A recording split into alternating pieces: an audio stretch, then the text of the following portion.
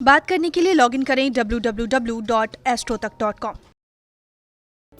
नमस्कार, बहुत स्वागत है आपका। आप देख रहे हैं किस्मत कनेक्शन और मैं हूं आपके साथ शैलेंद्र पांडे। ज्योतिष में दो ग्रहों को सबसे ज्यादा खतरनाक और भयंकर माना जाता है। एक हैं राहु और दूसरे हैं शनि। राहु जब जीवन में प्रवेश करता है या जीवन में राहु का असर आता है तो जिंदगी में चीजें तेजी से बदलने लगती हैं। और अगर कुंडली में राहु किसी ग्रह के साथ संबंध बनाता है तो उसका बहुत गहरा प्रभाव पड़ता है। आज हम बात करेंगे कि राहु जब अन्य ग्रहों के साथ संबंध बनाता है तो इसका प्रभाव क्या होता है, इसका असर क्या होता है। पहला संबंध जानते हैं, राहु और सूर्य का संबंध हो। अगर राहु और सूर्य एक साथ हो तो क्या प्रभाव होता है, इसको कहते हैं ग्रहण योग। राहु और केतु के एक्सिस में जब सूर्य आएगा तकरीबन ग्रहण योग बनेगा।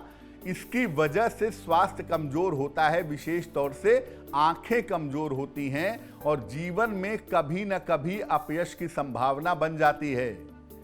अगर कुंडली में राहु सूर्य एक साथ हैं, ये संबंध है, तो आप नियमित रूप से सूर्य भगवान को जल चढ़ाइए, आपको लाभ होगा। अब दूसरे संबंध की बात करते हैं। अगर कुंडली में राहु और चंद्रमा एक साथ हो, यानी राहु चंद्रमा का संबंध है, तो क्या होता है, इसको भी एक तरह का ग्रहण योग कहते हैं। इससे मानसिक कमजोरी पैदा होती है और राहु चंद्रमा वाले लोगों के मन की स्थितियों में बार बार उतार चढ़ाव होता रहता है। अगर कुंडली में राहु चंद्रमा एक साथ हैं तो भगवान शिव की उपासना करिए, नहीं तो मानसिक समस्याओं से जूझते रहेंगे। अगला संबंध है राहु और मंगल का संबंध। राहु और मंगल का जो संबंध है इसे कहते हैं अंगारक योग। अगर यह कुंडली में है तो विस्फोट जैसी समस्याएं, दुर्घटना जैसी समस्याएं भी बनती हैं, सर्जरी भी होती है जीवन में, और ये योग व्यक्ति का स्वभाव भी खराब कर देता है। अगर कुंडली में राहु मंगल एक साथ हैं तो नियमित रूप से हनुमान जी की उपासना करें, आपको लाभ होगा।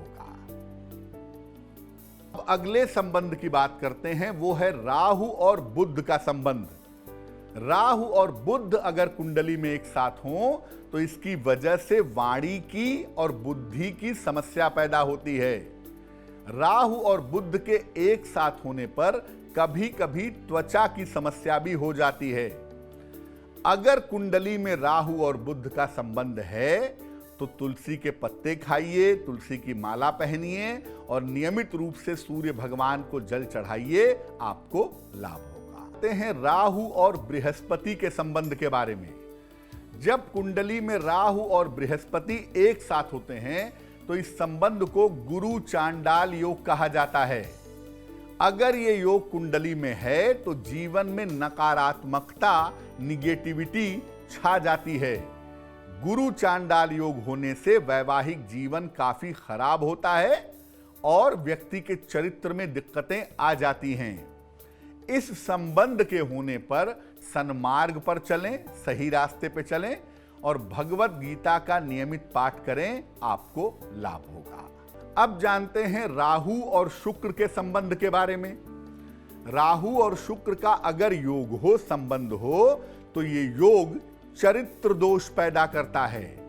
कभी कभी कम उम्र में ही बहुत ज्यादा भटकाव हो जाता है और शुक्र राहु के एक साथ होने पर चरित्र को लेकर कभी कभी लांछन लग जाता है, अपयश मिल जाता है।